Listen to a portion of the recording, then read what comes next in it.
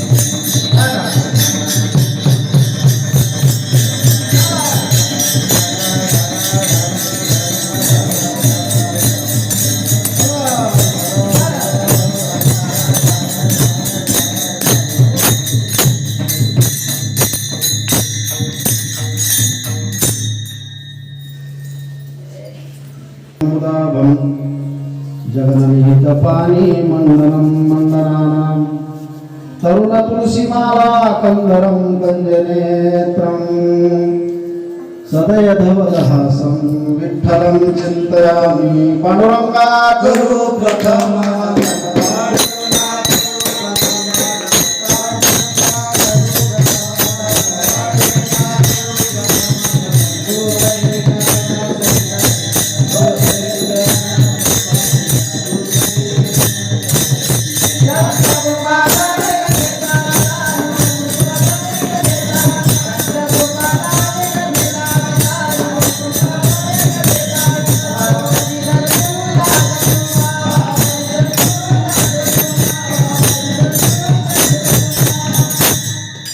जयांचे केल्या स्मरण होय सकल विद्यांचे अधिकरण तेची वंदू श्री चरण श्री गुरूंचे ते नमस्कार आता काय माझी वाणी मानेल संतासी रंजो चित्तासी आपुलिया मस्तक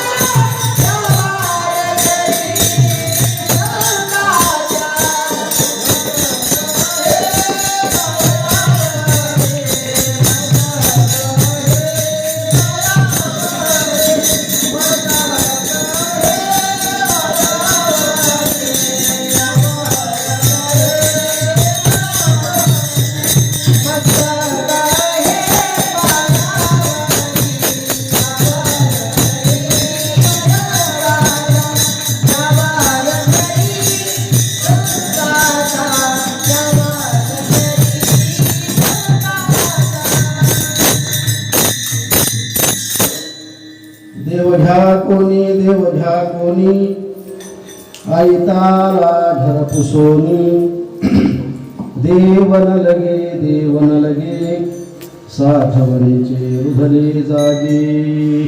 प्रस्तुत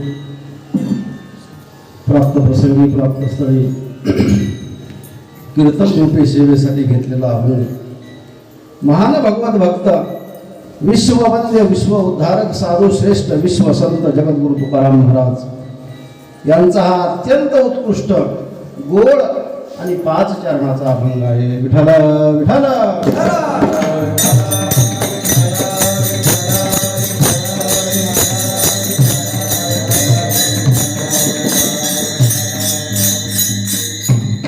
प्रारंभ करण्यापूर्वी अल्पसा पर्याय जातो, म्हणजे असा गुरुकुल वारकरी शिक्षण संस्था, ज्ञानेश्वर गुरुकुल आश्रम संस्था चालत असणार आहे. प्रतिदिनी प्रति एकादशीला कीर्तनाचा उत्सव गेली किती वर्षापासून, 1 वर्षापासून चालत असणारा. प्रत्येक मध्ये शुद्ध एकादशीला कीर्तन ठेवलं जातं, कीर्तन केलं जातं. ज्या संस्थेचे संस्थापक अध्यक्ष हरिभक्त परायण पंडित महाराज, परमस्नेही परममित्र गुरुबंधू असणारे आमचे पंडित महाराज यांची ही संस्था आहे. आणि या संस्थेमध्ये कीर्तनाचा उत्सव ठेवण्याची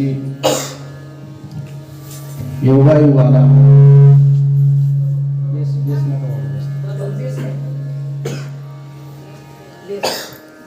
या ठिकाणी येण्याचा योग ज्यांच्यामुळे आला ते आमचे परममित्र परमस्नेही गुरुबंधू, महाराष्ट्रातील सुप्रसिद्ध कीर्तनकार, ख्यातनाम कीर्तनकार आमचे शिवदास महाराज जंगले यांच्यामुळे आला. महाराजांच्या वडिलाचं वर्षश्राद्ध असताना हरिभक्त परायण पंडित महाराज आणि आदिपुरुष महाराज जोडले त्या ठिकाणी उपस्थित राहिलो होतो. आणि उपस्थित राहिल्यानंतर महाराजांचा माझा परिचय झाला. त्यावेळेस सांगितलं शिवदास महाराजांनी की एक दिवस महाराज तुम्ही आमच्याकडे या आणि कीर्तन करण्याचं आहे. मीही सांगितलं काही हरकत नाही. महाराजांचं ज्यावेळेस निमंत्रण येईल त्यावेळेला मी अगदी ठरल्या वेळेमध्ये हजर राहील. विठ्ठल विठ्ठल.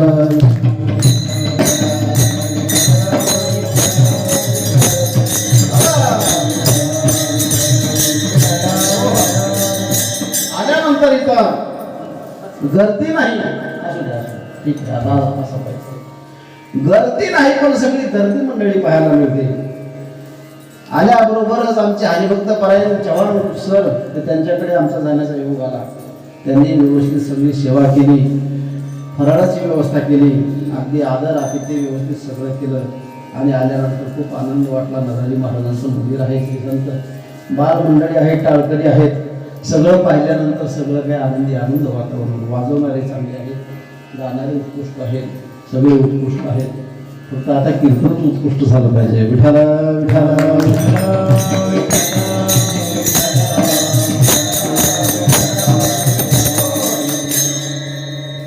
महाराजांचा अभंग आहे श्री संत जगद्गुरु तुकाराम महाराज. या अभंगामध्ये देव जागृती निर्माण करत असताना आलेला एक अपूर्व अनुभव, त्या अनुभवाचं वर्णन करतात. विठ्ठल विठ्ठल.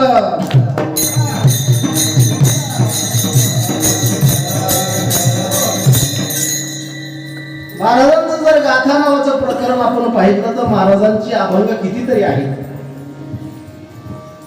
पण अभंग लिहिण्याचं कारण म्हणजे कार्यामध्ये ज्या ज्या वेळेस जसा जसा त्यांच्या समोर प्रसंग असेल त्या प्रसंगानुरूप अभंगाचं काय आहे, लिखाण आहे. उगीच आठवणच पूर्ण म्हणून नव्हे तर जसा जसा प्रसंग असेल त्या प्रसंगानुरूप अभंगाचं लिखाण आहे. उदाहरणाने जर सांगायचं झालं तर महाराजांची कीर्तनं देहू गावापेक्षा लोह गावात जास्त व्हायची. अनेक शिष्य मंडळी कीर्तनाला येत असे. महाराज अवतीर्ण झाले देहू गावामध्ये, परंतु जास्त कीर्तन लोह गावामध्ये व्हायचे.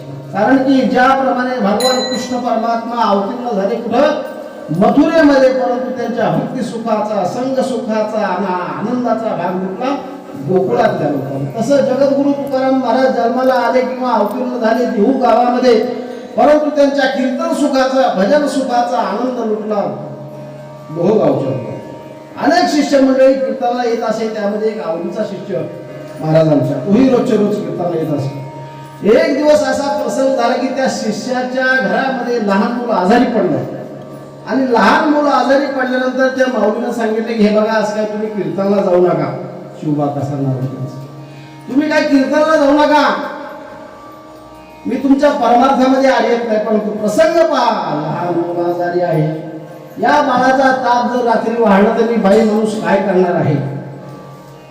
महाराजांनी त्या शिष्याने असा विचार केला की त्यांनी सांगितलं, मी घरी राहिल्यानंतर हे मूल जर मरणारच असेल तर मी घरी राहिले ते काय जगणार नाही, किंवा मी कीर्तनाला गेलो हे मूल जर मरणारच नसेल तर मरणारच नाही. म्हणजे याचं जगणं किंवा मरणं माझ्या हातात नाही. माझ्या हातात जर याचं जगणं मरणं नसेल तर माझं कीर्तन काय म्हणू शकतो. शब्दाचा परिणाम आहे. आपल्यावर कोणत्या शब्दाचा परिणामच होत नाही.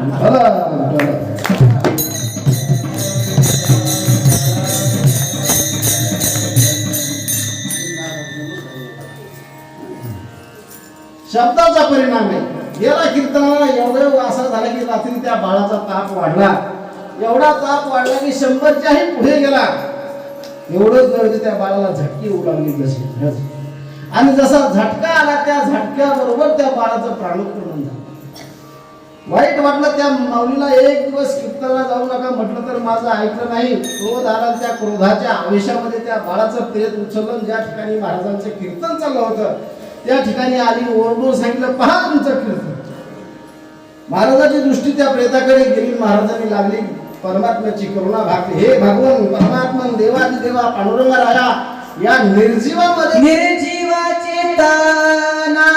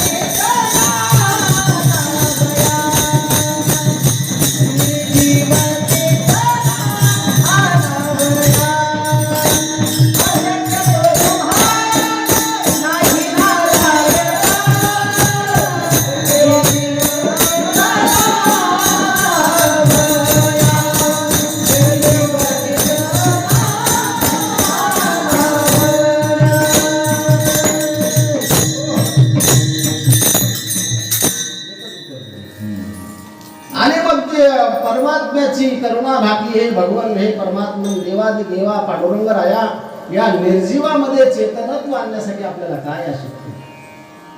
आणि महाराज प्रार्थना भागल्याबरोबर मेले माणूस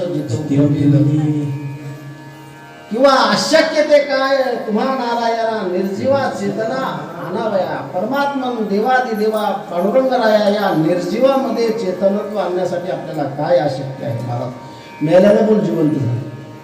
हो, महाराजांच्या कीर्तनाचं असं सामर्थ्य होतं महाराज की मेलेली माणसं महाराजांच्या कीर्तनात जिवंत व्हायची. आमच्या कीर्तनात जित्तीच झोपतात.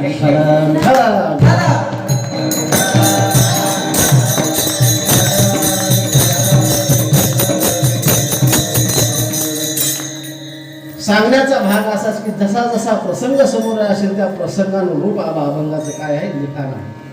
अजून एक जर प्रसंग झाला सांगायचा झाला तर त्याच गावामध्ये एक दिवस महाराज असताना हो एका शिष्याच्या मंडळीने सांगितलं की महाराज रोज कीर्तन करतात मंदिरामध्ये, पण आपला नवरा महाराजांच्या संगतीला लागला की संसारातून आपला त्याचा सगळा बिघडा बिघडी झाला. असं बऱ्याच बायकाला वाटतं ना.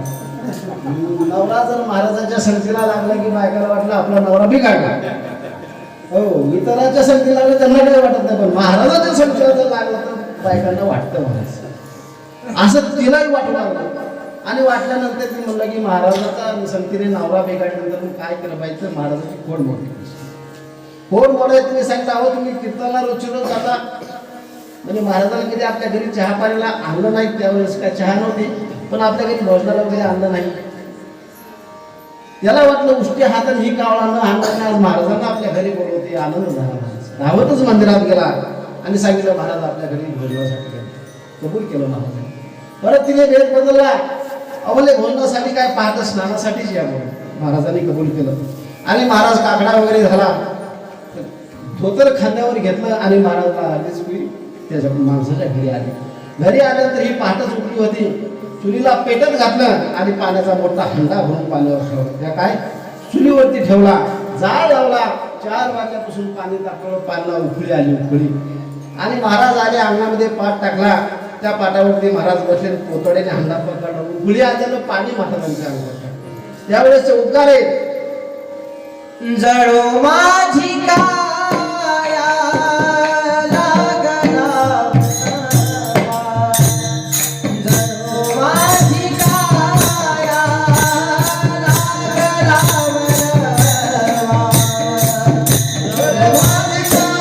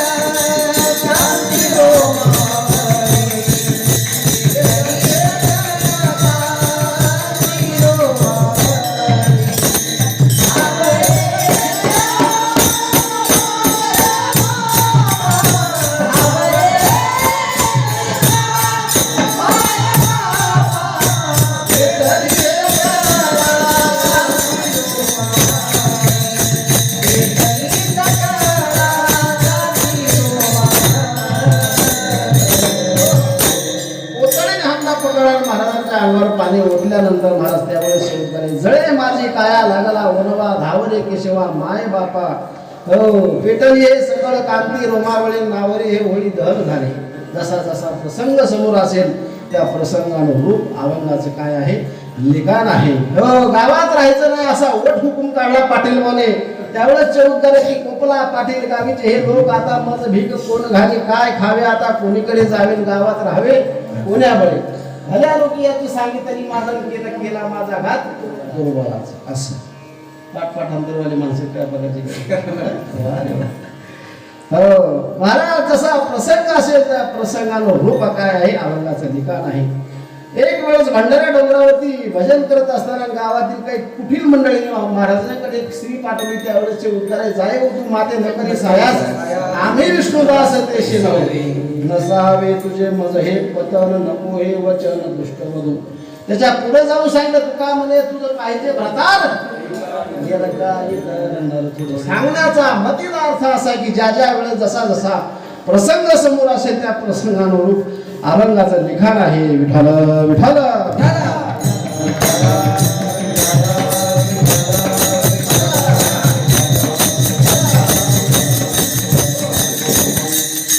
आणि आजच्या अभंगाच्या द्वारा श्री संत जगद्गुरु तुकाराम महाराज जगतामध्ये देव जागृती निर्माण करत असताना एक आलेला अपूर्व अनुभव, त्या अनुभवाचं वर्णन करतात. आता अभंगाची पार्श्वभूमी महाराज ज्याला उपक्रम आपण म्हणतो त्याचा जर थोडासा विचार करायचा झाला तर आपण जर जगामध्ये दृष्टी टाकली, अवलोकन जर केलं तर आपल्याला 3 प्रकारचे लोक पाहायला मिळतील. नवे नवे 3 वर्ग करता येतील. त्यातील पहिला जो वर्ग आहे हा स्वार्थी आहे, दुसरा वर्ग स्वार्थी परार्थी आणि तिसरा वर्ग केवळ परार्थी. मला वाटतं याचंही थोडंसं विश्लेषण होणं गरजेचं आहे. केवळ स्वार्थी कोणाला म्हणतात तर काही लोक रात्रंदिवस कष्ट करतात, काबाड कष्ट करतात, रात्रपाळी दिवसपाळी उद्योग धंदा सारखं चालूच आहे. उद्योग धंदा करून 4 पैसे मिळवतात, मिळालेल्या 4 पैशावरती आपल्या कुटुंबाचं भरण पोषण व्यवस्थित भागवतात. राहिलेला पैसा बँकेत अथवा तिजोरीत ठेवतात, लागत तसा खर्च करता बोलत जातात काढतात. आणि घराशेजारी जर कुणी एखादा बिगर भाकरीचा असेल, उपवाशी असेल तर त्याची कधी काळजी व्हायची नाही, ताणण्याची ताण जाण्याची नाही. आपण आणि आपलं कुटुंब खाना पिना गाना बजाना चम्मल करतात. याला कोणता वर्ग म्हणतात? केवळ स्वार्थ. चला दुसरा वर्ग आहे हा स्वार्थी परार्थी. हाही वर्ग रात्रंदिवस कष्ट करतो, काबाड कष्ट करतो, 4 पैसे कमवतो, पण मिळालेल्या 4 पैशावरती आपल्या कुटुंबाचं भरण पोषण व्यवस्थित भागवतो, राहिलेला पैसा बँकेत ठेवतो, लागत तसा खर्च करता काढतो. पण हा पैसा कमवत असताना मात्र रात्रभर काम करायचं, काय आराम करायचा, दिवसभर कष्ट करायचे, रात्रभर काम करायचं. हा पैसा मिळत असताना योग्य मार्गाने मिळतो, काळ्या बाजारी नव्हे, योग्य मार्ग. कारण की अन्यायाची संपत्ती जरी काही वेळेला आपल्या घरात आली तरी व्यवस्थित वाटत असेल तर, पण अन्यायाची संपत्ती संततीचा शेंडा खुडत असते. अन्यायाची संपत्ती चांगली नसते मला. हो, शास्त्र सांगतं की अन्याय नारजते वित्त पूर्ण, काय अन्याय नारजतेन वित्त पूर्ण मुदरत द्रव्येन शृंगो शिवो रे रे जंबुक मुंच मुंच सहसा निंद्यम सुनिंद्यम वपुः. अन्यायानं कमवलेलं द्रव्य आणि त्या द्रव्यावरती पोचले गेलेले हे शरीर कोल्याला, कुत्र्याला आणि गिधाडाला खाण्यास सुद्धा लायकीचं नाही. इतकं मास सुद्धा त्याचं वाईट आहे. एक वेळेला अन्यायाने पैसा कमवून एका माणसाने असेच आपल्या शरीराचं भरण पोषण केलेले अशा तऱ्हेची व्यक्ती मरण पावली. मेल्यानंतर त्याचं प्रेत असं टाकून दिलं गावातल्या मंडळीने, पण त्याचं प्रेत एक कोलं खाऊ लागलं. त्या कोल्याला गिधाडाने सांगितलं खाऊ नको, निंद्याम सुनिंद्याम वपुः, हे खाण्यासाठी निंद्य आहे, योग्य नाही. म्हणून अन्यायाची संपत्ती खाण्यासाठी ती योग्य नसते. का खाऊ नको सांगितलं? हस्तव दान विवर्जितव श्रुती पडव सारस होतो द्रोहिनो नेत्रे साधू विलोपनेन रहितो तर पादव न तीर्थंगतो. हो, यानं कधी हाताने दान धर्म केला नाही, पायानं तीर्थयात्रा केली नाही, डोळ्यानं भगवंताचं मुखारविंद कधी निहाळलं नाही. याचबरोबर अन्याय नार्जितेन वित्त पूर्ण मुद्रा, अन्यायानं पैसा कमवून ज्याने आपल्या शरीराचं भरण पोषण केलेलं आहे अशा व्यक्तीचं मास सुद्धा खाण्यासाठी योग्य नाही. म्हणून मोठ्या प्रयत्नाने उदास विचारे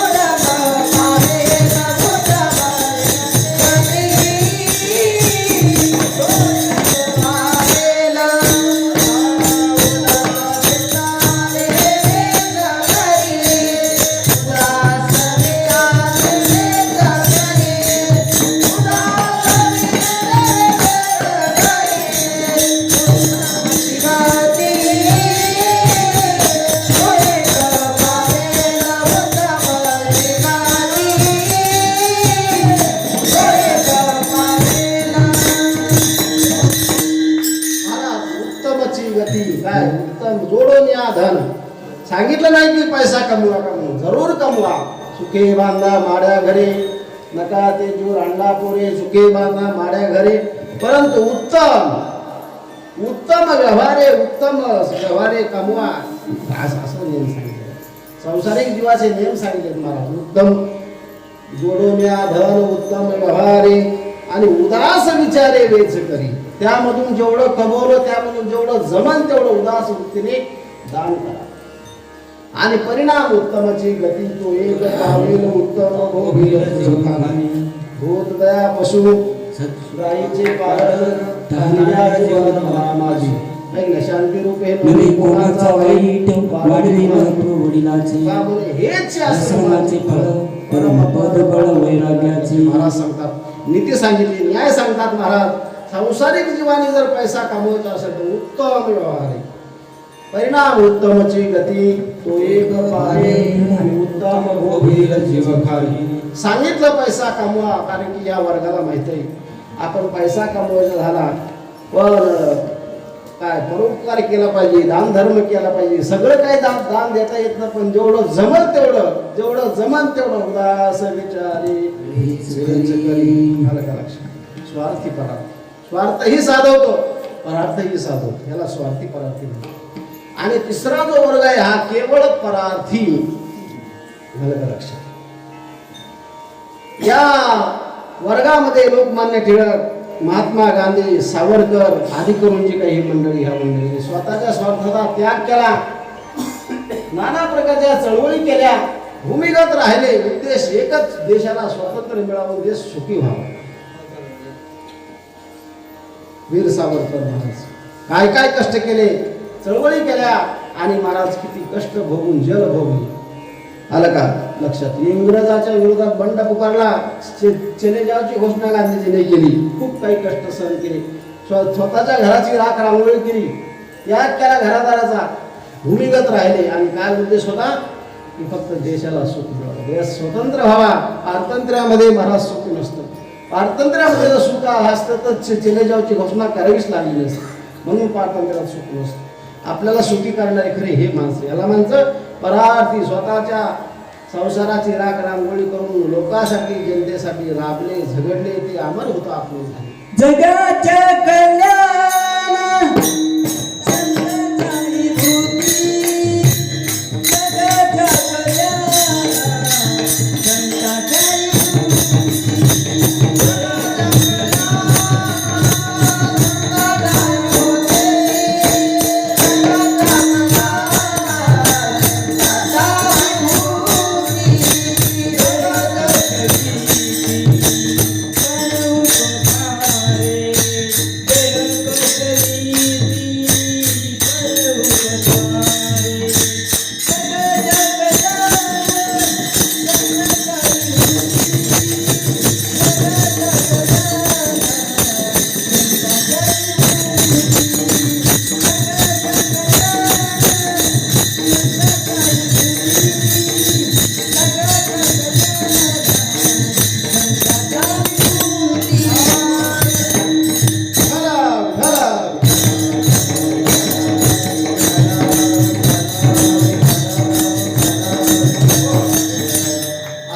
मंडळी होते महाराज. स्वतःचा त्याग करायचा आणि जनतेची सेवा करायची.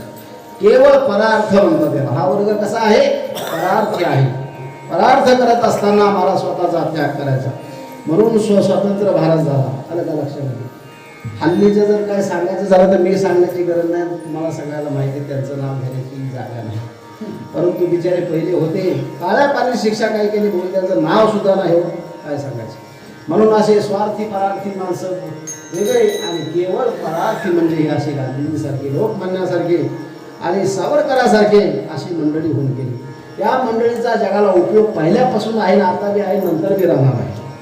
तसा केवळ परार्थी, केवळ स्वार्थीचा काही फायदा नाही.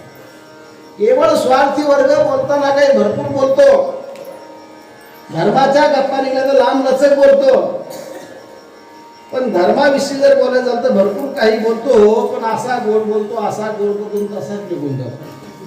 महाराज म्हणतात, दाणे कापे हात नावडे ती वेशी मात, धर्म करिता नायके कानी बांधे निजोनी डोक्याशी.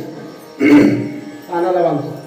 धर्माच्या जर गप्पा निघाले कुठं तर ऐकू वाटत नाही, म्हणतो आपल्याला कानाला बांधे निजोनी डोक्याशी. धर्मधारिष्ट गोष्टी सांगे आणि उष्ट्या हाते लुटवी कागे. जेवायला बसला तर कावळा आला तर उष्ट्या हाताने हालत नाही, डाव्या हाताने हालतो. विठ्ठल विठ्ठल.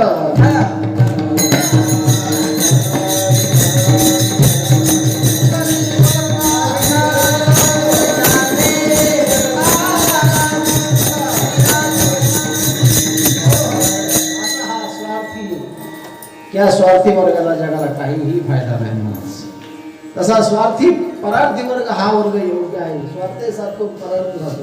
केवळ परार्थी वर्ग या वर्गाला माहिती आहे की आपण किती जरी जगामध्ये पैसा संपादन केला आणि श्रीमंत होण्याचा प्रयत्न केला तरी आपला गावामध्ये पहिला नंबर येणार नाही. गावात पहिला नंबर आला तरी तालुक्यात येणार नाही, तालुक्यात आला तरी देशात येणार नाही, देशात आला तरी महाराज रावणा इतका कोणच श्रीमंत होणार, रावणा इतका कोण श्रीमंत होणार. या वर्गाला माहिती असेल. परार्थी वर्गाला काहीही माहिती. तो नुसता पैसा कमवत राहतो, एवढा कमवत राहतो, एवढा कमवत राहतो आणि शेवटी मरून जातो आणि मागे बोलायचं भांडण, बरं का, बोलायचं भांडण लावून जातो. महाराज म्हणतात, साठवणी मरे धन लावी पोरासी भांडण, नाही नारायण.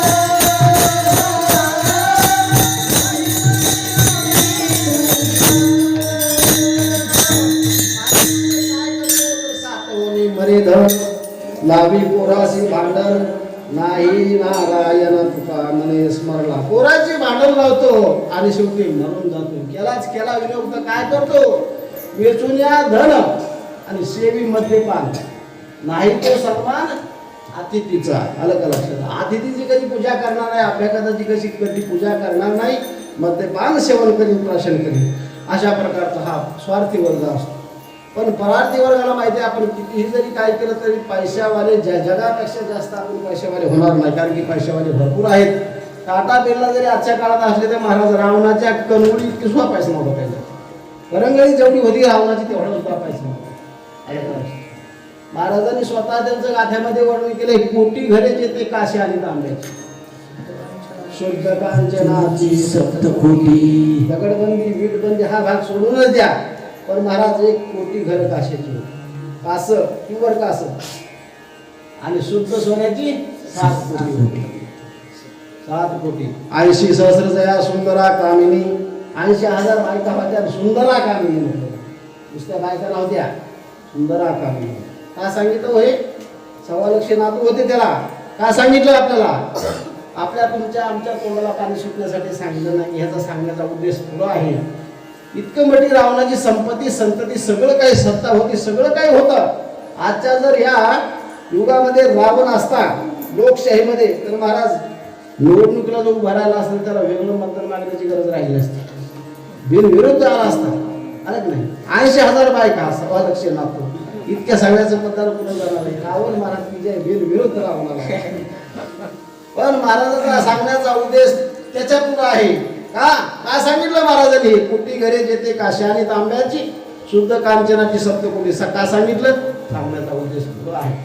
तू का म्हणे? ज्याची संपदा एवढी सांगते का वाडी गेली नाही,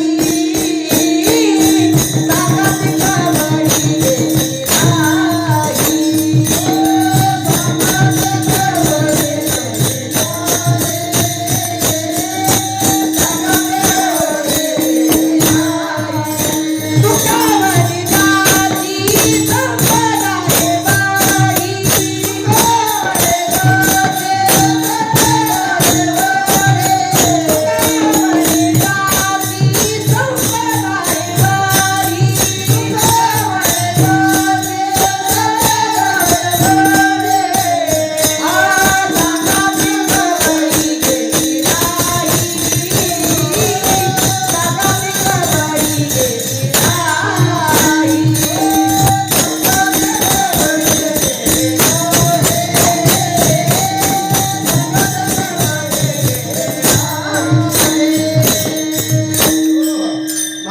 तुकावरी जाती संपदा हे वाडी, गोरे गोरे ज्याची संपदा एवढी आणि सांगा ते कवडी गेली नाही, म्हणून मोठ्या प्रयत्नाने उदास विचारे वेच करी.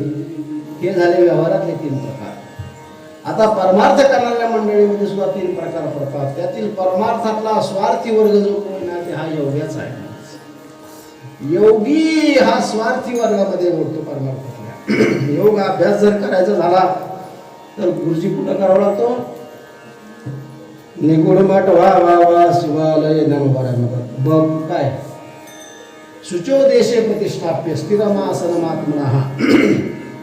महाराज योग अभ्यास जर करायचा झाला तर 6 बायदाच्या खोलीमध्ये घोंगडीची घडी करून टाकायची, त्यावर पद्मासन घालून बसायचं. ठकी सखी बाळ्या बिबी त्या ठिकाणी घेऊन सगळे बसायचे, तिथं लावायचं मध्ये. असं आहे का? या ठिकाणी एकांत स्नान पाहावं लागतं. पक्षाची सुद्धा किलबिल कानावर पडता कामा नये. निगुड मठ भावा शिवालय ज्ञानोबारा म्हणतात. बहुत करून एकांती बैशीचे गा हरामुखेचे निकोडी बैसल्या व मुनावडी अशाच तऱ्हेचं स्थान पाहावं लागतं. आणि या ठिकाणी जाऊन महाराज कठोर परिश्रम करावा लागतो आणि त्या ठिकाणी जाऊन सगळा अभ्यास करायला लागतो त्या समाधीचा. अभ्यास करत असताना त्याला खूप काही त्रास होतो, खूप काही त्रास होतो. माऊली म्हणतात ज्यांनी योगाच्या वाटाला लागले त्यांच्या वाटेला शेल्क दुःख आहे. योगाच्या वाटा जे निघा सुभटा तया दुःखाचा सेल भागा आला. पाहे पा लोहाचे चले तै मोजरिया पडती खाली हो ते पोट भरणे ज्ञानोबाराय म्हणतात ज्यांच्या वाट्याला ज्यांनी या मार्गाला लागले त्यांच्या वाट्याला शेल्क दुःख आलं. आणि शेल्क दुःख आल्यानंतर एवढं कठीण असून त्यांनी योग अभ्यास साध्य केला, सगळं व्यवस्थित केलं, कारण की त्यामध्ये सगळं मोजकं करावं लागतं. युक्त आहार विहारश्च सगळं युक्त करावं लागतं. सगळं झोप मोजकी, खाणं मोजकं, बोलणं मोजकं, सगळं मोजकं करावं लागतं. मिथला बोल बोलीचे मिथल्या पावली चालीचे अलग लक्षात सगळं मिथलं मोजकं करावं लागतं. ज्या बाजाराने सगळे नियम पाळले, अभ्यास केला आणि अभ्यास केल्यानंतर पुन्हा इतका अभ्यास करून मी चालत नाही. यामध्ये पुन्हा 8 अंग त्यामध्ये. योगाचे अंग किती? योग झाला 1 पण अंग 8 आहे. आत्ताच महाराजांनी आम्ही टीव्हीला बातम्या ऐकली, सर आम्ही व्यायाम करत असताना एका महिलेचा मृत्यू झाला. मृत्यू होणार नाही तर काय सोप्या गोष्टी, त्याचे काय खेळ वाटला तुम्हाला? कठीण नाही. योगाच्या वाटांचे निघाले का सुभाता माऊलीने सांगितले. मृत्यू झाला आणि त्याचे नियम पाळले तर उलट सुलट काहीतरी होऊन जाईल. 8 अंग आहेत महाराज त्याचे. नियम प्राणायाम प्रत्याहार धारणा ध्यान आणि समाधी. आता यम कशाला म्हणतात? ज्ञानोबाराय म्हणतात त्या यम नियम 12 यमामध्ये 12 प्रकार, नियमामध्ये 12 प्रकार, आसनामध्ये 84 प्रकार. यम नियम आसन प्राणायाम त्यामध्ये पूरक रेचक कुंभक आगर्भ सगर्भ प्राणायाम प्रत्याहार धारणा ध्यानामध्ये ध्यानुसार प्रतिध्यान असे प्रकार आहेत महाराज. समाधीमध्ये पुन्हा सविकल्प समाधी निर्विकल्प समाधी. ज्याने सगळे नियम पाळले, सगळा अभ्यास तंतोतंत काळांच्या बाजाराने समाधी साध्य केली. पण समाधी साध्य झाल्यानंतर समाधी सुखाचा आनंद भोगण्यासाठी तो इतर लोकांना देण्यासाठी समाधी सुखातून बाहेर आलाच नाही. आपला आनंद आपणच भोगत राहिला. ज्याप्रमाणे परमार्थाला काय संसारामधला एखादा श्रीमंत माणूस सामान्याच्या उपयोगाला पडत नाही, तसा परमार्थामधला हा श्रीमंत योगी सामान्याच्या उपयोगाला पडत नाही, म्हणून याचाही जगाला उपयोग नाही. तसा परमार्थातला स्वार्थी परार्थी वर्ग हा बुवा लोकांचा, महाराज लोकांचा, व्यवहारामधला परार्थी वर्ग पुढारी लोकांचा आणि परमार्थामधला स्वार्थी परार्थी वर्ग महाराज लोकांचा. हाही वर्ग जगाचं कल्याण होण्यासाठी भरपूर काही फिरतो महाराज. ह्या गावून त्या गावाला, त्या गावून त्या गावाला, रात्र दिवसा भानगडी सगळ्या ऐकून ह्या जिल्ह्यातून तिकडं, आता तर या राष्ट्रातून त्या राष्ट्रातून त्या राष्ट्रातून त्या राष्ट्रात मलाच जायचे महाराज दुसऱ्या राष्ट्रात. पण हे कशासाठी? उद्देश काय? लोकचा उद्धार व्हावा लोकांचा. उद्देश चांगला आहे, पण त्याप्रमाणे वागलं तर आम्ही असू तुम्ही असून सगळं बोलला काय अर्थ? उद्देश चांगला आहे, परंतु काम गेला का, क्रोध गेला का, लोभ गेला का ह्याचा कधी विचार केला? आलं का लक्षात? बोलत असताना महाराज सगळे काही बोलतात. व्याख्यान प्रत्येकाच्या पाठ आहे, व्याख्या सगळ्याच्या पाठ आहे, परंतु त्यावर आचरण करणं मात्र अवघड हे सांगण्याचं काय. हो, आता मी तुम्हाला आतापर्यंत देवाविषयी बोललो, देव असा देव तसा देव असा. जर कीर्तन झालं तर मला तुम्ही विचारणार नाहीत म्हणा, विचारता जर विचारलंच महाराज तुम्ही त्या देवाविषयी 2 तास बोललात, त्या देवाचं स्वरूप काय, तो देव तुम्ही पाहितला का, तर काय उत्तर मिळेल? नाही. मग ज्या गोष्टीचं तुम्हाला एवढं माहितीच नाही, तुम्ही सांगता काय? अमृताची गोडी पिला सांगशी आणि आपण उपवासी मरून या. मरायला लागल्यावर आपण सांगतो अमृत असं आहे, अमृतला तू मरायला कशाला अमृत असं सांगतो? अशातला प्रकार. बोलताना भरपूर काही बोलतो, सांगताना सांगतो, परंतु त्याचा परिणाम वेगळा. म्हणतो स्वार्थी परार्थी वर्ग हा बोलकाचा परमार्थाचा आणि केवळ परार्थी वर्ग संताचा. संताचा महाराजांनी वाटा फरक आहे बरं का? हो, म्हणून संत, कारण की संत मंडळींनी कधी देवाविषयीच्या अशा आमच्यासारख्या गप्पा मारल्या नाही. देव असा देव तसा म्हणत बसले नाही. कधी भंडाऱ्यावरती गेले, कधी भामचंद्रावर गेले, कधी घोराड्यावरती गेले, कधी कुठं गेले, कधी भजन केलं. या ठिकाणी जाऊन अखंड देवाचं चिंतन केलं. अखंड खंडेना जीवन रामकृष्ण नारायण किंवा माझी मज झाली अनावरवाच्या छंद या नावाचा घेतला असे किंवा चिंतनाचा एक आहो तुमच्या आहो विठ्ठला जिवे झाला चळ नेगे अवसान ते पळ माझी पण झाली अनावर वाचा छंद या नामाचा घेतला सदा नाम घोष करू हरी गाथा, सदा नाम घोष करू हरी गाथा, सदा नाम घोष करू हरी गाथा, सदा नाम घोष करू हरी गाथा, सदा नाम घोष करू हरी गाथा, सदा नाम घोष करू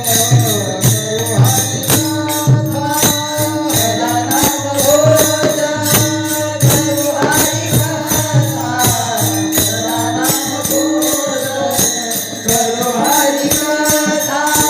देवे सदा चित्ता समाधान, देवे सदा चित्ता समाधान. देवे सदा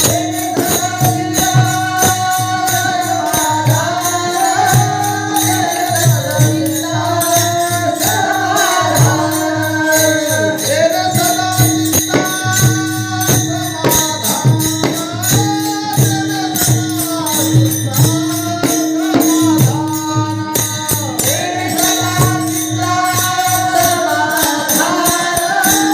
चित्ता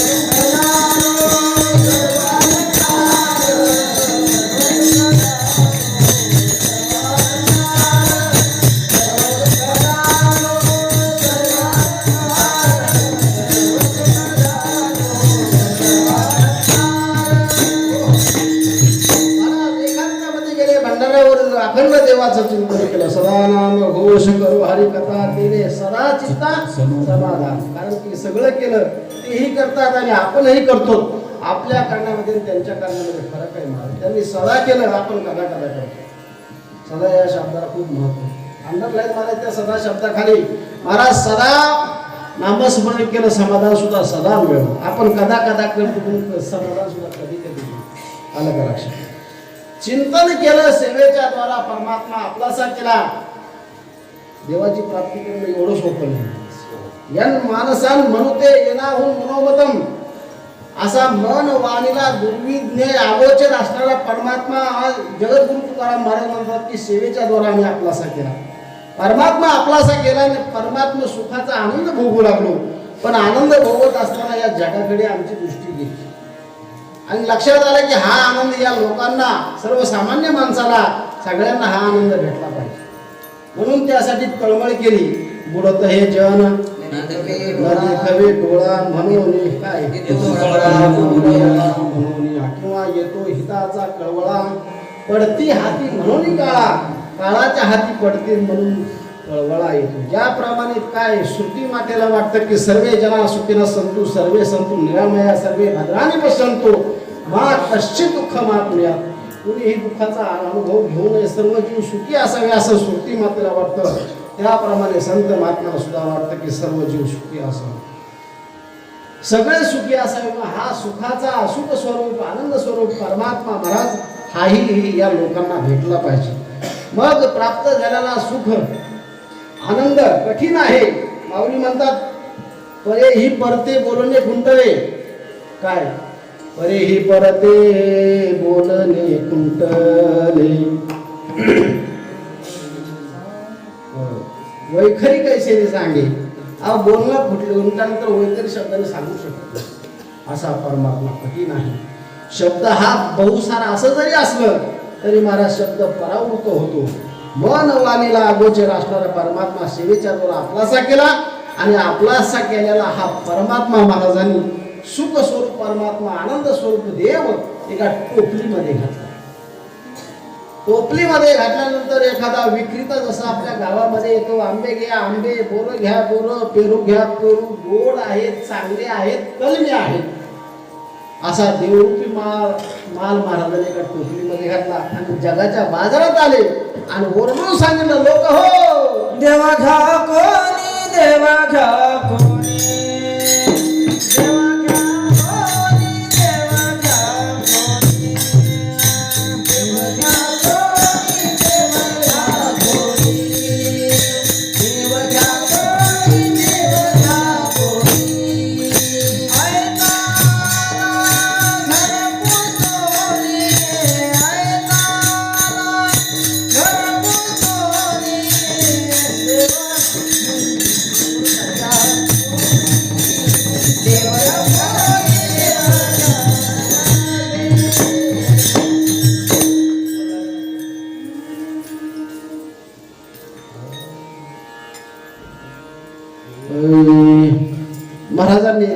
माल टोपलीमध्ये घातला आणि जगाच्या बाजारात आली. ओरडून सांगितलं, देव घ्या कोणी, देव घ्या कोणी, देव घ्या कोणी, देव घ्या कोणी,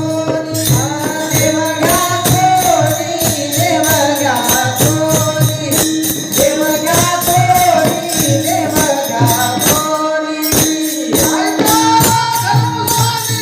ऐका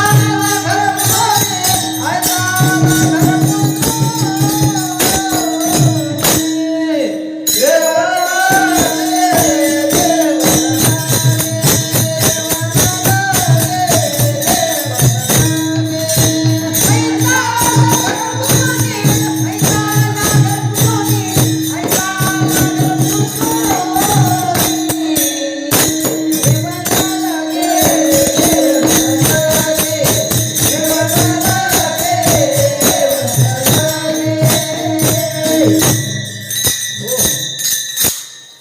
पहिल्या चरणात सांगितलं, देव घ्या कोणी, देव घ्या कोणी, आईता आला घर सोनी.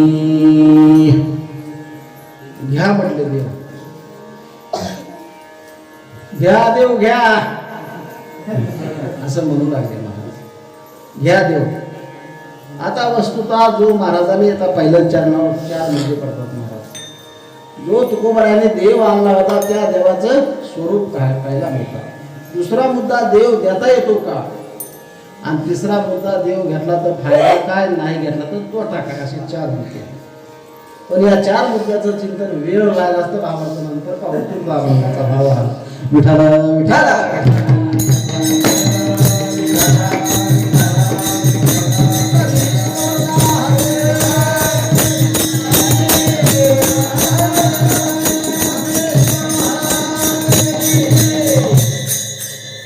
चिंतन एक विषय आहे महाराज अभंग जगद्गुरु तुकाराम महाराजांचा. आपल्यासारख्याने कितीही जरी करण्याचा प्रयत्न केला, वर्णन तरी शक्य आहे का महाराज? काय जेवढं आपल्या आपल्या बुद्धिमत्तेप्रमाणे सद्गुरूच्या सेवेचं जेवढं काही फल आहे त्यांची जेवढी आपल्याला कृपा आहे त्या कृपेचा हा परिणाम आपण बोलू शकतो. मला का लक्षात.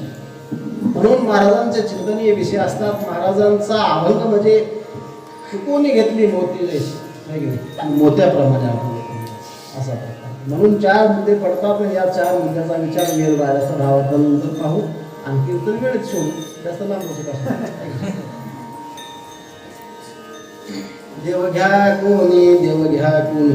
आता महाराजांनी देव आणला विक्रीसाठी. खरंय देव घ्या म्हणू लागले, कारण की सुख स्वरूप आहे.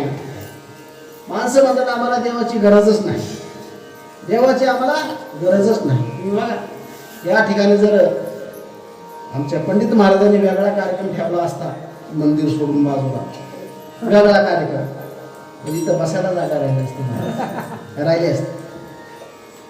आणि तिकीट जरी लावलं असतं 50 रुपये प्रति माणसाला तिकीट आहे, तरी जागा राहिली नसते. माझी जागा म्हणून आधी घेऊन बसले असते, लग्नाला लागले तर जाग्यावर. पण या ठिकाणी काय कीर्तन म्हणजे फिकीर म्हणजे दाट कीर्तन म्हणजे दाट गवतात जायची गरज नाही. असं तर बेस झालं का आपलं. पण आता महाराजांचा आदेश आहे, बाकीचं काही बोलू नका.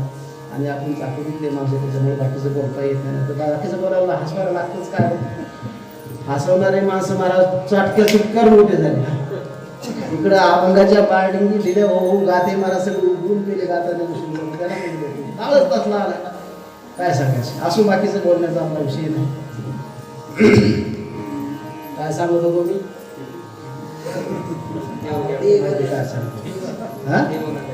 देव नको म्हणजे आम्हाला फुकट आहे, म्हणजे फुकट पैसे द्यायची गरज आहे. फुकट तर नकोच म्हणजे बाबा, फुकट म्हणलं काय गरज नाही. पण सुखाची गरज तुम्हाला आहे, पण देवाची गरज नाही असं म्हणणं चुकीचं आहे. कारण की सुख स्वरूप कोण आहे? परमात्मा. सुख रूप आयसा तुझा कोण सांगा, माझ्या पांडुरंगासारखा. परमात्म्यासारखा सुख स्वरूप कोणी नाही, आनंद स्वरूप कोणी नाही. तुम्हाला देवाची गरज नसेल, पण सुखाची तरी गरज आहे की नाही? मग हा सुख स्वरूप परमात्मा मान्यच करावं लागतं महाराज. काय काय जाता जाता उदाहरण सांगतो, एक मान्य केल्याशिवाय पर्याय नाही. जुनी गोष्ट सांगतो, आमचे महाराज सांगतो. बिरबल आणि बादशाह, बादशाहच्या दरबारामध्ये बिरबलाची स्तुती व्हायची नाही. प्रधान असा होतो म्हणजे बिरबलासारखा, प्रधान असा होतो कोणासारखा, बिरबलासारखा. बादशाह नेहमी मान. बाकीचे काही बसलेले लोक त्यांना काही बरं वाटत नसायचं, खपत नव्हतं. त्यांनी म्हणले उठलं सुटलं बिरबलाची स्तुती का करतात, काय कारण आहे स्तुती करण्याचं? म्हणजे काहीच नाही. म्हणजे कसं काय स्तुती करतात, का स्तुती करतात? तू चांगला आहे, हुशार आहे, आम्ही का नालायक आहेत का? म्हणजे तुम्ही हुशार आहेत पण त्याची बरोबरी करू शकत नाही, कारण की तो प्रतिउत्पन्नवती आहे, शहाणा आहे, लोकांच्या मनातलं ओळखतो, काय मनोगत जाणून व्यवहार अशा प्रकारे करतो. म्हणजे मनातलं ओळखतो, हो म्हणजे कसं काय ओळखतो? म्हणजे त्याला येते म्हणून तू ओळखतो. बरं, आमच्या मनातलं ओळखतो, तुमच्या सुद्धा ओळखतो. म्हणजे कसं काय ओळखील बघा, म्हणजे ओळखतो. दुसऱ्या दिवशी म्हणजे आमच्या जर मनातलं त्याने नाही ओळखलं, 10-5 जणांनी संघटना केली होती, संघटना करून त्याच्याकडे गेली होती बादशाकडे. तिथे गेल्यानंतर मोठी संघटना घेऊन गेला, हा विषय मांडला आणि सांगितलं की आमच्या त्यांनी उद्याच्या दरबारामध्ये ओळखावं, नाही ओळखलं तर प्रधान पडवून त्याला काढून टाका. सर्वांमध्ये ठरलं. आणि महाराज बादशाला वाटलं की चांगला माणूस कारणांना हातचा जायचा पाहिजे. कारण की जर मनातलं कसं ओळखील हो. बरं, जरी याने मनात आंबा धरला आणि त्यांनी सांगितलं तुमच्या मनात आंबा आहे, हा मला नाही आंबा नव्हतो, चिंच होती, काय करतो कोणाला माहिती काय होतं आपल्या मनातलं. कारण चांगला माणूस जायला करतो म्हणजे त्याला सांगा होते, बोलून घेतलं म्हणजे इकडे म्हणजे काय म्हणजे तुम्हाला उद्या राजीनामा द्यावा. म्हणजे काय भ्रष्टाचाराच्या यादीत नाव आलं काय करू नाही, म्हणजे नाव वगैरे काय नाही. मीच बोललो, काय बोलले असा असा प्रकार त्याला सांगितलं. म्हणजे आता काय करायचं तर उद्याच्याला दरबार भरेल आणि हे विरोधक मंडळी अगदी घासून गदारोळ करण्यासाठी येतील आणि त्याचं उत्तर तुम्ही द्यायचं. म्हणजे काय आणि त्यांचं उत्तर तुम्हाला देता आलं तर तुम्ही पदावर कायमच, कारण की हुशार होता म्हणून काळजी वाटत होती. एकदा असंच झालं, म्हणजे दृष्टांत सांगतो. असंच झालं की बिरबलनी काय बादशाच्या पत्नीने आग्रह केला की बिरबलला पदावरून खाली काढा आणि माझ्या भावाला तिथं लावा मेवण्याला यांच्या. आता बायकोचं ऐकावं लागतं महाराज, स्त्री हाट आहे ना, कारण स्त्री हाट बायकोचं ऐकणारे बरेचसे लोक असतात. त्यातला तो बादशाह होता. असू द्या, बाकीचं सांगायची गरज नाही. आग्रास्तव काढलं गेलं आणि आपल्या भावाला लावलं. भावाला लावल्यानंतर बाकीच्या राजाला कळलं की आता बिरबल पदावर नाही, आक्रमण करण्यासाठी नामी संधी आहे. आक्रमण करा. बाकीचे म्हणजे थांबा, तो तिथं जरी नसला त्या पदावर पण तिथं अवतीभोवती कुठं असलं ते आपला मिळा लागणार नाही. मग थाळा टाकून पहा म्हटलं. चिठ्ठी लिहिली. राजमान्य राजश्री बादशाह साहेब, आम्ही आमच्या राज्यामध्ये अकलीचा तुटवडा झालेला आहे, अक्कल शिल्लक राहिली नाही आणि तुमच्याकडे जर अक्कल शिल्लक असली तर आमच्याकडे पाठवा. आणि जर तुम्ही अक्कल पाठवली नाही तर आम्ही असं समजू की तुमच्याकडे अक्कलच नाही. हे म्हणत योग्य का? चांगलं नाही म्हणणं. तुमच्याकडे अक्कल नाही म्हणणं हे म्हणणं चांगलं नाही ना. पाठवलं पत्र दिलं पाठ. ते बेहुली होतेच तिथं बसले, पदावर होते ना पंतप्रधान. आले तर म्हणजे काय चिठ्ठी बरोबर ते अक्कल काय म्हणजे अक्कल आमच्याकडे शिल्लक अक्कल पाठवा म्हणजे आता अक्कल काय म्हणजे करून पाठवण्याची गोष्ट कशी कशी अक्कल पाठवायची तो तुझा नाही. राजीनामा घेऊन दिला राजीनामा. बिरबल अक्कल पाठवलं काय काळजी करणार. ज्यावेळेस त्यांचं पत्र आलं होतं त्यावेळेस त्यांना डबल पत्र लिहिलं. आपल्या म्हणण्यानुसार आम्ही अक्कल पाठवण्याची व्यवस्था करत आहोत, परंतु अक्कल हा नाजूक पदार्थ असल्या कारणाने पॅकिंग करायला जरा वेळ लागणार, जरा दम धरा. त्यांना पत्र पाठवून दिलं आणि त्यावेळेस काशीफळ भोकळीची वेळ लावली. ते महाराज लहान लहान तोंडाच्या 10-12 घागरी आणल्या कुंभाराकडून मातीच्या आणि त्या घागरीमध्ये तो काशीफळ भोपळा एक एक प्रत्येक घागरीमध्ये सोडला गेला आणि 2 महिन्यांनी त्याची वाढ परिपक्व झाली. देठ वरून कातरला गेला आणि 10-5 जणांच्या डोक्यावर 10-5 घागरी त्या दिल्या आणि ज्यांचं पत्र आलं त्यांना परत चिठ्ठी दिली की तुमच्या मनानुसार 10 घड्या अक्कल पाठवण्याची व्यवस्था केलेली आहे. याची अक्कल पाठवून घ्या ना, आमच्या घागरी सुखरूप पाठवा. उठा उठा.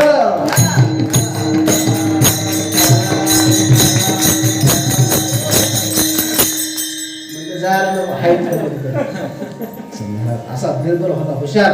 म्हणून बादशाला काळजी वाटू लागली, चांगला माणूस करतो म्हणून त्याला सांगा म्हणे असं असं झालं बिरबल, मीच बोललो.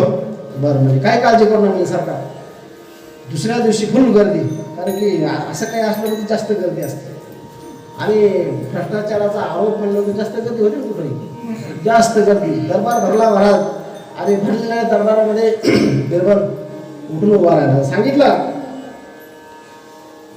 जमलेल्या सगळ्या जनता जनार्दनाच्या आशीर्वादाने, भगवंताच्या कृपेनं आणि सरकाराच्या आदेशानुसार मी या ठिकाणी तुमच्या सगळ्यांच्या मनातलं ओळखण्यासाठी इथं उभा आहे. पण मला असं म्हणायचं की सगळ्याच्या मनातलं एकदाच सांगू का वेगळं वेगळं सांगू? बादशाह मला जर तुला एकदा येत असेल तर एकदाच सांगू का? तर बाकीचे म्हणजे कसं सांगेल एकदाच, कसं सांगेल एकदाच, यांनी कोणाची वाटच बघितली. त्यांनी सांगितलं जेवढे लोक या ठिकाणी जमलेत त्यांच्या मनात हे आहे की आपलं जे काही राज्य आहे यावत सूर्य चंद्र देवा करो राहो, आपल्यावरती परचक्र कोणाचं नाही हो, आणि आपल्याला आईन आरोग्यपणा चांगला लाभावा, राणीचा सौभाग्यवतीपणा कायम राहावा हे आपल्या मनात आहे. जर कोणाचे हात म्हणत नसेल तरी हात वर करा.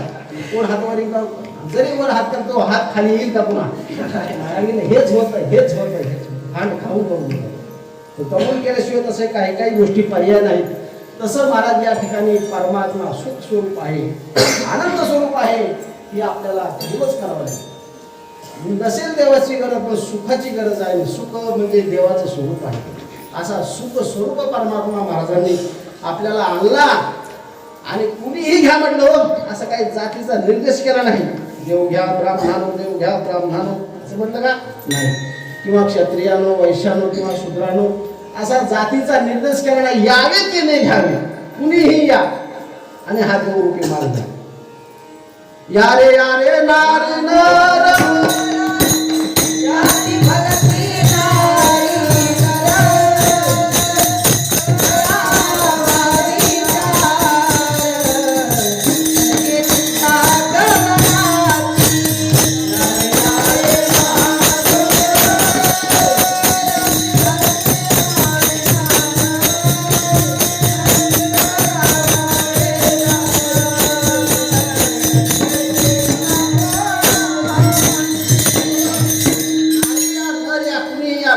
कुणी या. हो, ब्राह्मण क्षत्रिय वैश्य शूद्र चांडाळाला हे अधिकार. बाळे नारी नर आदी करुणी कुणीही या आणि हा देवरूपी माल घ्या. महाराज काय वय काय पाठ असे माणसं भेटल्यानंतर, असे विद्यार्थी भेटल्यानंतर किती आनंद वाटतो. हे महाराजाची कृपा. असे विद्यार्थी तयार करत असतात महाराज. असं कुठं भेटणार नाही. सगळ्या जगात फिरतो आपण, पण काय तुम्हाला शोकांती काय हरिपाठ पाठवतात काही काही. पण लहान मुली एवढ्या वयात यांची उत्कृष्ट अभंग पाठांतर काय धन्य धन्य म्हणायचं. विठ्ठल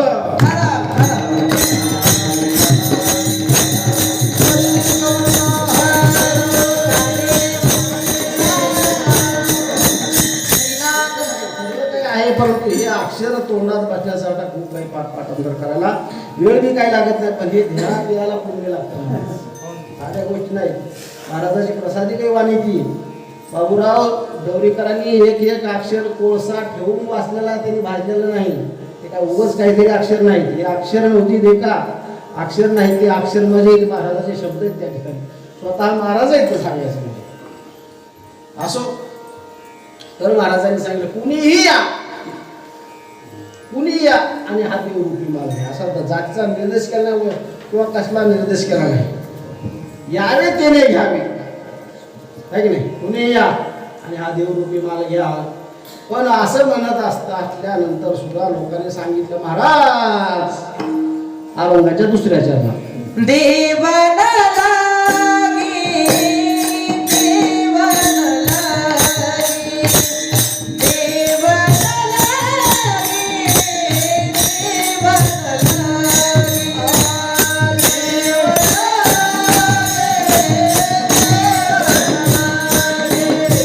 देवन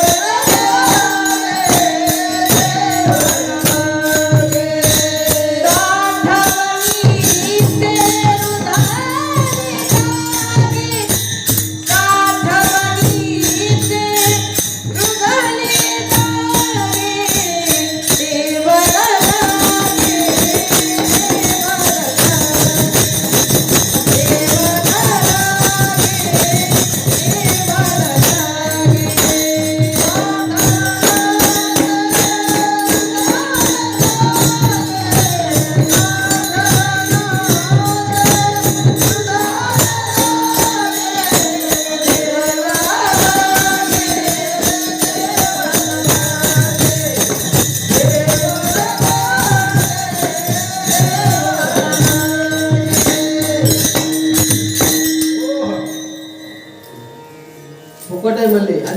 घ्या म्हणले.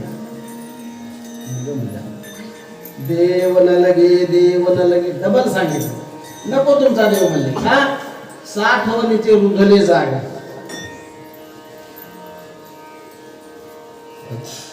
चिंतनीय विषय सगळा चिंतनीय विषय असून त्यातले काही काही शब्द सोडवण्यासाठी तिथं व्याकरण चालावं लागतं, संधी फोड करावं लागते किंवा काय धातू चालावं लागतात वगैरे वगैरे जसं जमल तसं. साठवणीचे रुधले जागे. रुदनाती म्हणजे व्यापणे भरणे. पंचभूमिका रुदनाती म्हणजे व्यापणे भरणे. जसं भज भानती नियती म्हणजे नेणे. रुदनाती म्हणजे व्यापणे भरणे. भज भनती म्हणजे भजणे वगैरे वगैरे. तसा भज भनती आपलं रुदनाती म्हणजे व्यापणे भरणे. महाराज साठवणीचे रुधले जागे. तुम्ही ज्या ठिकाणी माल आणला, जो माल आणला ज्या ठिकाणी साठवायचा आहे त्या ठिकाणी आमच्याकडे जागा शिल्लक नाही. जागा शिल्लक नाही तर तुम्ही आणलेला माल ठेवायचा कुठं? लोकांचा प्रश्न. म्हणून देव नको. आता तुम्हाला उदाहरण सांगतो. सगळे शेतकरी माणसं नाही नाही. आता खरीपाच्या पेरणीला पाऊस वगैरे पडला ना, हुलगं पेरलं. जुना काळ सांगितलं बरं. माहिती आहे हुलगं सगळ्यांना? माहिती आहे का महाराज? हुलगं माहिती आहे का? नाही सगळ्यांनाच माहिती. आणि पहिला काळ होता हुलगं पेरलं. हुलगं पाऊस पाणी व्यवस्थित होता आणि भरपूर हुलगं आलं. मालाची शेती होती आणि हुलगं असं आलं की 100 पोते हुलगं झालं मला. 100 पोते. आणि काढलं हुलगं आणलं घरी. आता पहिले कणगी राहायच्या, बळद राहायचे, त्यामध्ये सगळं पहिले काही राहिलं नव्हतं तर त्यामध्ये टाकलं. त्या पेवामध्ये टाकलं आणि कणगी सगळ्या पेव सगळे फुल भरले, गच्च भरले. आणि भरल्यानंतर पुढं बागायती शेती होती. रब्बी हंगाम गहू वगैरे सुंदर लावला पेरला आणि यावं गहू चांगला आला. तोही 100 पोते झाला. कमी कशाला करायचा सांगा. 100 पोते झाला. आणि बैलाच्या गळ्यात चंगळ्या वगैरे घातल्या, गाडी झुंपली आणि गळ्यात चंगळ्या घातल्या आणि त्या गव्हाचे पोते गाडीमध्ये टाकले आणि गडी वगैरे त्याने गड्याला सांगितले जा घेऊन. आल्यानंतर आता कसा पाऊस आला अवकाळी, तसा अवकाळी पाऊस आला. आभाळामध्ये ढग दाटून आले, कडकडाट सुरू झाला आणि महाराज अशा पावसाचे मोठे मोठे थेंब येऊ लागले. असं की आता पाऊस झोडपून काढल्याशिवाय राहणार नाही असं सगळ्याला वाटू लागलं. म्हणून घाईघाईमध्ये आणले पोते घरी, घरापर्यंत गावात आणले, घरापर्यंत ठेवले. सांगितलं घ्या काढून लवकर, टाका लवकर. अहो म्हणजे टाकायचं पण कशात टाकायचं? कणगीत टाका, पेवात टाका. म्हणजे ते भरल्यात म्हणजे कशाने? हुलगे. आता मला सांगा काय असेल ते पेव कणगी हुलगे जे असेल ते. हुलग्याने कणगी भरल्या खरे, परंतु शहाणा जो शेतकरी हुलगे भिजू देईल का गहू भिजू नाही? बरोबर आहे. गहूने भिजू द्या ना, हुलगे भिजले तरी चालते नाही का? पण आजच्या काळात जर म्हणत हुलग्याला जास्त भाव गव्हाला. हुलग्याला काय भाव आहे सर? गव्हाला काय 12-15 लई झालं. हे 100 पर्यंत गेलं हुलगं. स्वातंत्र्याच्या काळामध्ये गव्हापेक्षा हुलग्याला जास्त किंमत आहे. पण जरी किंमत त्याला असली तरी चवीला काय सांगाय का? गहू ते गहू, हुलगं ते हुलगं. हुलग्याचं काय केलं जातं? माटगं. कधीतरी म्हणजे सर्दी वगैरे झाली, पडसं आलं, माटगं करा. आणि जमलं तर शेंगुळ, नाही तर विषय संपला. विठाला विठाला.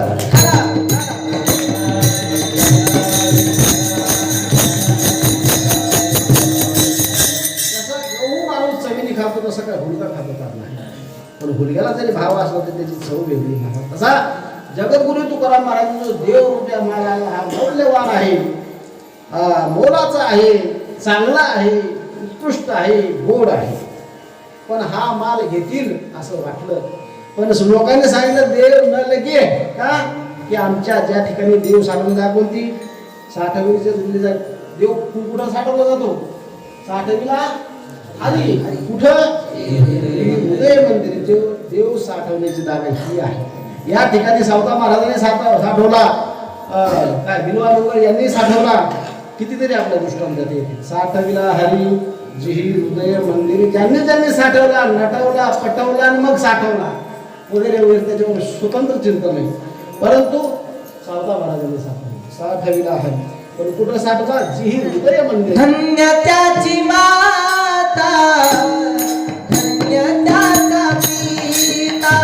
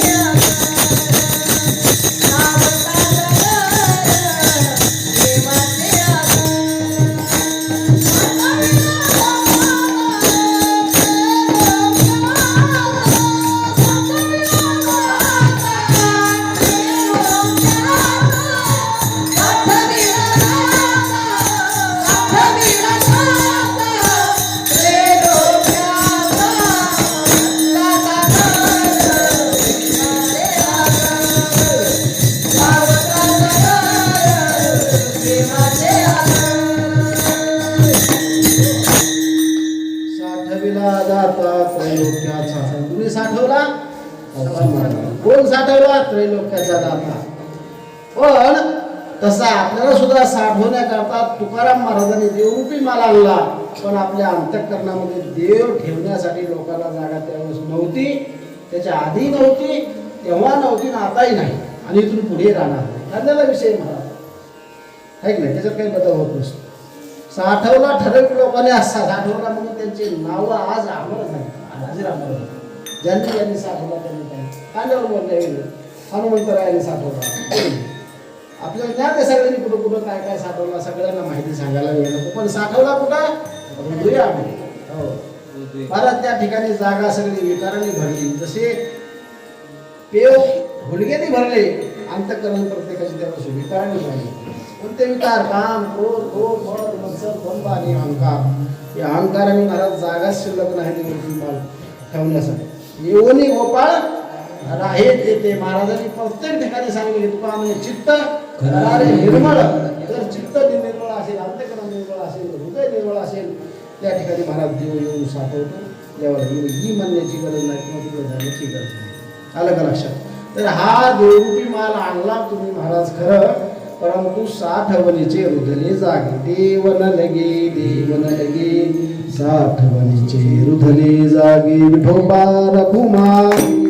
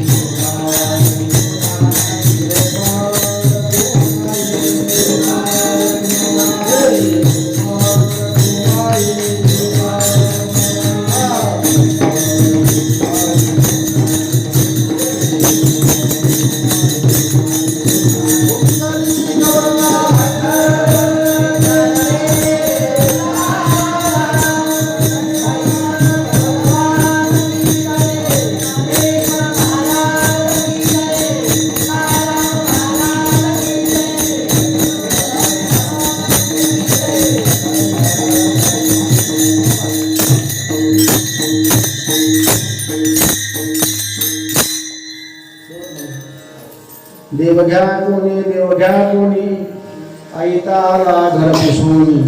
देवन लगे साठवणीचे रुधले जागे.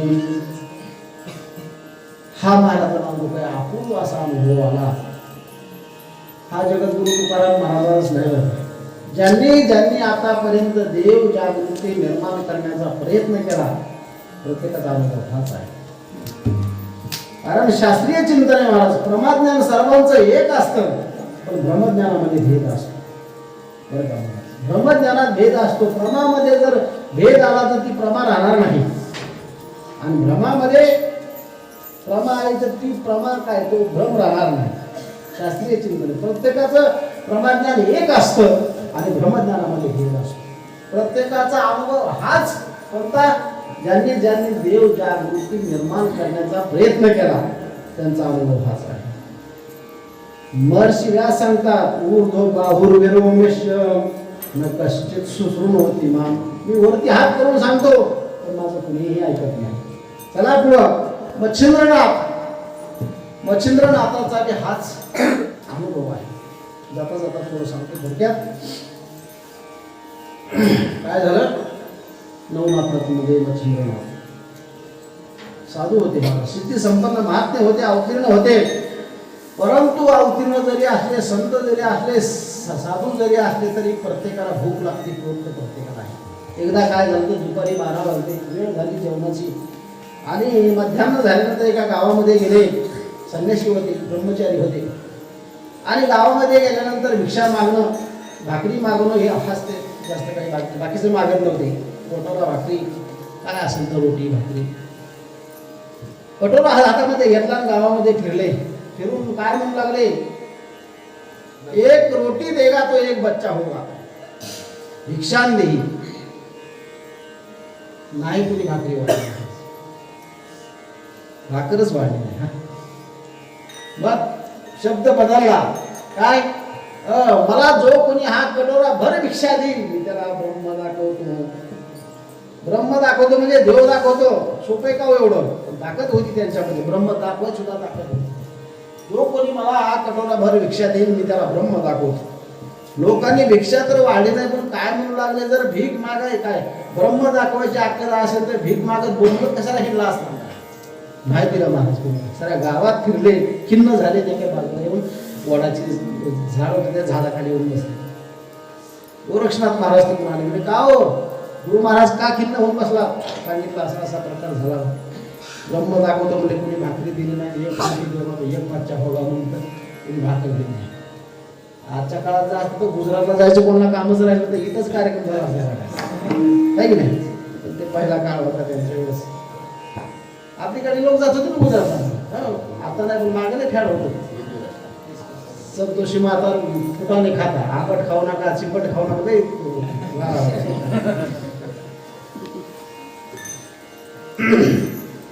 ते गोरक्षनाथ महाराज आले, म्हणले अहो हे ब्रह्माचं गिरायक नाही म्हटले. हे म्हणले का तुम्हाला जेवण हो म्हणजे जेवण भूक लागली. जरी झाला संन्यासी आणि माध्यान्हाशी तो दिवस. काळजी करू नका म्हणजे बसा, चांगला बिल देतो तुम्हाला खायला. त्यांनी काय केलं तर एक लहान मुलगा होता, असं लहान मुलगा पतंग उडत होता. पतंग त्या बाळाच्या हातातला पतंग घेतला, दोरा घेतला आणि त्या दगडाखाली गुंडाळला आणि योग सामर्थ्याने उड्डाण केलं. त्या पतंगावर जाऊन पद्मासन घालून स्थिर बसले. गावातले लोक भरभर पाहायला आले. पतंग म्हणजे काय, दोरा म्हणजे काय, त्याच्यावर हा बाबा बसतो. भला मोठा साधू, भला मोठा साधू, साधू साधू साधू. काही मागावं लागलं नाही महाराज, न मागता ठिकाणा.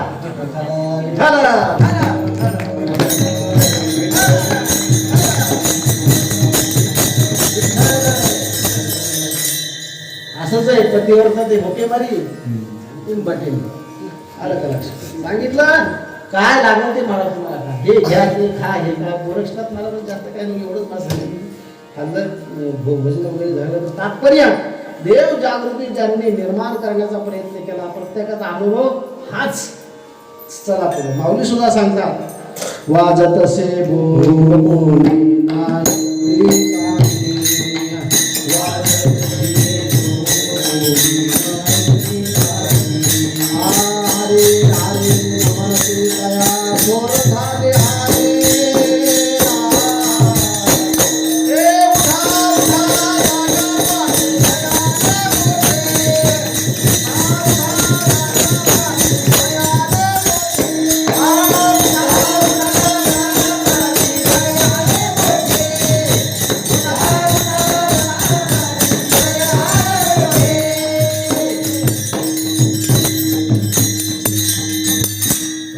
वाचून तुझा ठाव नाही कोठे, उठा उठा जागा पाठी भयाले मोठे.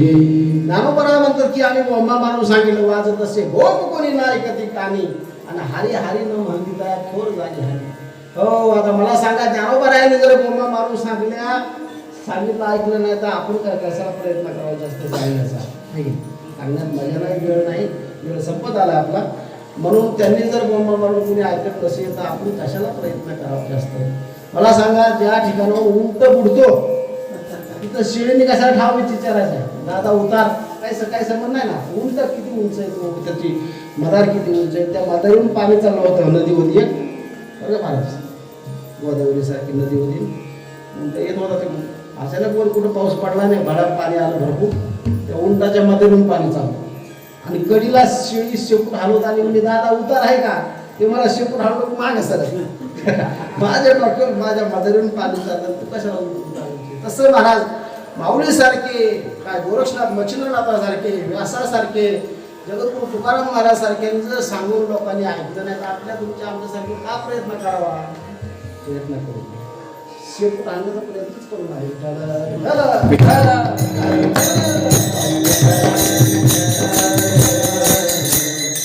नको म्हणजे तुमचा देव न लगे डबल सांगितलं, साठवणीचे रुदले जागे. का नको म्हटले, मागाशी लग्न हे एक कारण झालं. पण आता कारण सांगायला चाल लावायला वेळ नाही म्हणा, शॉर्टकट मध्ये घेऊन जाऊ. हो की नाही? हा? म्हटले यांना जरा भाव जास्त वाटला असतो, भाव. किंवा काय असतं की मार्केटचा नियम आहे की मालाची आवक जर काय मार्केटला जास्त झाली तर मंदी येत असते, है की नाही? तशी मंदी आली का काय काढतो देव मंदला तिसरं चरण बघ आता चालला. देव मंदला भाव बुडाला एक एक चिंतन आहे महाराज. आता भाव शब्द कोणता भाव या ठिकाणी म्हटलं? बाजार भाव म्हटलं का? नाही.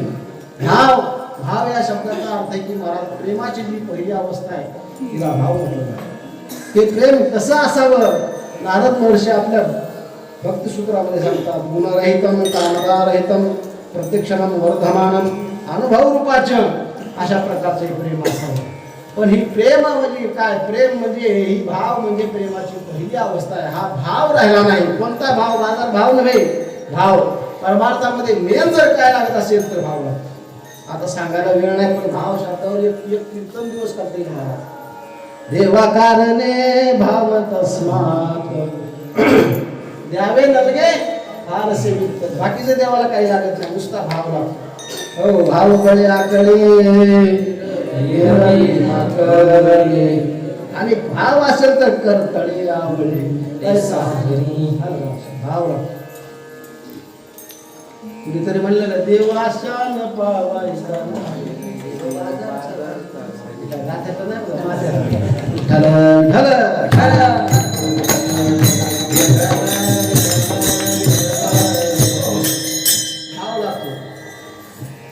तसा हा भावच राहिला नाही. भाव बुडाला काय करू देव मंदला आणि हा भाव बुडाला काय करू. महाराज सुद्धा म्हणजे काही लागत नाही भाव असल्यानंतर. काही नाही एक भावाची कारण आणि तुका म्हणे आण जोबाची. भाव असलं तर बाकीचं काही गरज नाही.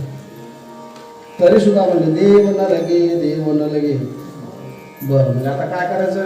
अहो म्हणले या माल जो मी आणला मंदी झाली असं वाटलं, पण त्या मंदीचा काय आकार दिसत आहे. मग अहो म्हणले याचा भाव जास्त वाटला असं यांना. भाव हे म्हणजे नाही व्यवहारातला भाव, हा भाव जास्त वाटला असं. महाराजांनी म्हणजे हा भाव कमी करू. कसा केला कमी? जसं एखादी आजी वांग्याची पाटी घेऊन बाजारात जाते. वांग आजच्या काळात महाग आहे, 40 रुपये पावशेर. होतं तसं 10 रुपयेच लावले पावशेर. तुम्ही घ्यायला गिऱ्हाईकाने यायचं काय पावशेर आजी? 10 रुपये पावशेर. चालले कुणी यायचं 10 रुपये पावशेर. तुला 10 रुपयाचा अर्धा किलो केलं तरी कुणी घ्या. 10 रुपयाचा किलो भरी घेऊन टाक तरी कुणी. 5 रुपये किलो नाही, 2 रुपये किलो नाही, 8 आणे किलो. आता काय ह्याच्यापेक्षा जास्त कमी करणं नाही शक्य आहे का?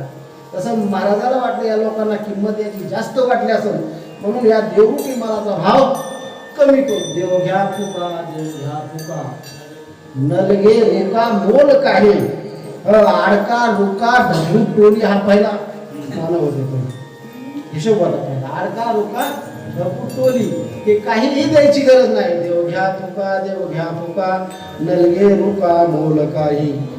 तरी सुद्धा म्हणजे देव न लगे देव. कारण की फुकट म्हटलं कशाला म्हणजे नको सांगा.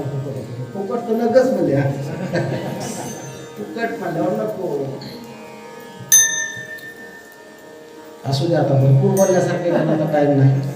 फुकट नको म्हणलं मोठा महाराज मध्ये असं तसं भरपूर काही आहे बोलण्यासारखं. असू द्या नको म्हणजे.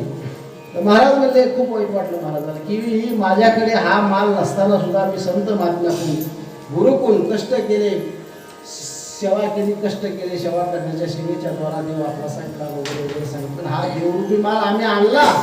माझ्याकडे नसताना सुद्धा मी दुबळा होतो. यामध्ये माझ्याकडे देव शाळेची जागा होती का? ब्राह्मणाच्या घरी, शेठच्या घरी देव असतो, आपल्यासारख्या माणसाच्या घरी देव असतो का? पण मी या परमार्थामध्ये दुबळा होतो. म्हणजे दुबळा होतो, दीन होतो. पण सगळ्या गोष्टी असताना परिश्रम करून हा देवरूपी माल आणला घेतील असं वाटलं.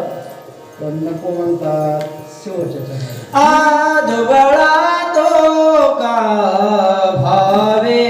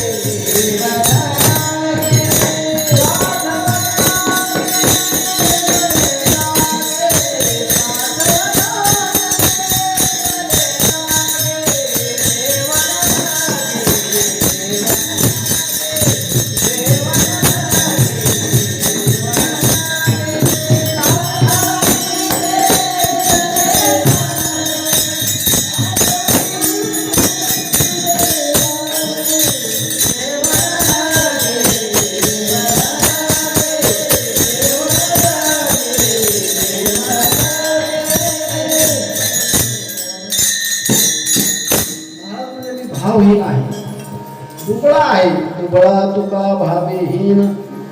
आणि उदारा देव घेतला ऋण काढून मला देव का लोक घेतील असं वाटलं, परंतु नलगे देव लोक नको नको म्हणू लागले. असू द्या, नाही घेतलं तर नाही, याला काही हरकत नाही. यथाशक्ती कीर्तन करण्याचा प्रयत्न केला. 9:15 वाजता माझ्याकडे आलता वेळा, 11:15 बरोबर 2 मिनिटं शिल्लक झाली. आता पहिल्या चरणावर 4 मुद्दे उपस्थित केले होते, परंतु ते मुद्दे सांगण्यासाठी वेळ शिल्लक अजिबात 1 मिनिटही शिल्लक राहिला नाही. आता एक चरणाचा भावार्थ विस्तृत झाला तेव्हा तो पण कधी हे 4 मुद्दे सांगितल्यावर हे पहिले चरण सोडतो आणि तिथून पुढचा शब्दशाळा सांगितलं. सेवा करण्याचा प्रयत्न केला. झालेली सेवा परमात्म्याच्या चरणी अर्पण करून याच ठिकाणी सेवेला पूर्ण विराम. ज्ञानेश्वर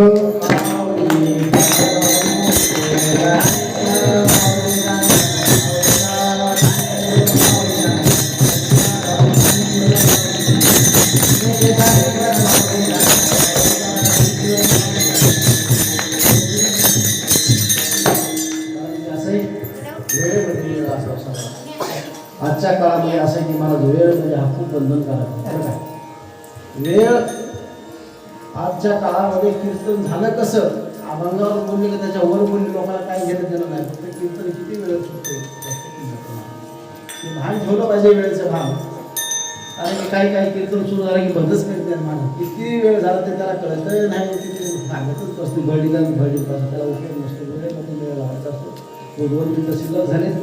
वेळ आपला जास्त घेतलेला नाही, घेण्याचा प्रयत्न केलाही नाही. झालेली सेवा देवाच्या संत भागलेल्या आपण करून विनोदी पुरती आधी कधी सत्य करून घ्यावे. पायाच्या प्रसादे काही बोलिलो विनोदी, मला क्षमा करणे संधी नाही अनुभूती. नवे हा उपदेश तुमचे बडबडलो शेष, तुमच्या कृपेचे पोषणे जन्मोजन्मी तुका म्हणे तुकाराम तुकाराम.